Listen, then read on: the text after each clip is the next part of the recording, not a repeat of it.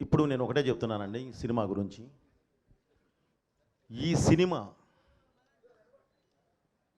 భారతదేశ ఆత్మ, ఈ సినిమా భారతదేశ పరమాత్మ, ఈ సినిమా ఈ దేశ ధర్మం, ఈ సినిమా ఈ దేశ ధైర్యం.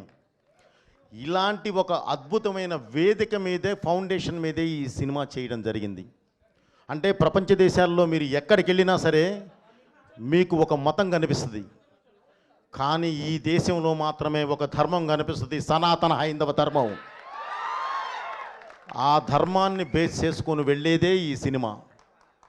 మీరు మీ ఇంట్లో ఉన్న చిన్నపిల్లల దగ్గర నుంచి అమ్మా నాన్నల వరకు అందరూ వరుసలో కూర్చొని అద్భుతంగా చూస్తారు.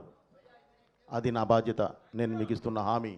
సో ఇలాంటి సినిమా తీసినప్పుడు మీరు అడిగారు ఎందుకు ముంబై అని. Mumbai is a cultural runway from movies. అది దేశానికి రాజధాని. మనం అక్కడి నుంచి అంటే మూవీస్కి అక్కడి నుంచి కానీ మనం ప్రారంభిస్తే దేశం మొత్తం స్ప్రెడ్ అవ్వడానికి అవకాశం ఉంటుంది.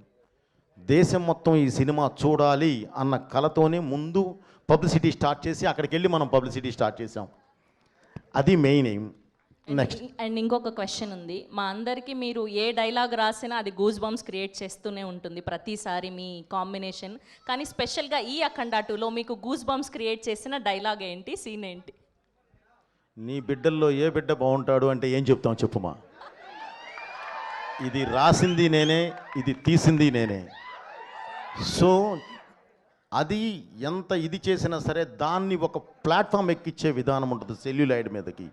దానికి నాకు కావలసిన నా ఆయుధం బాలయ్య గారు, ఆయన ఎటు ఉన్నారు. సో ఇందులో ప్రతిదీ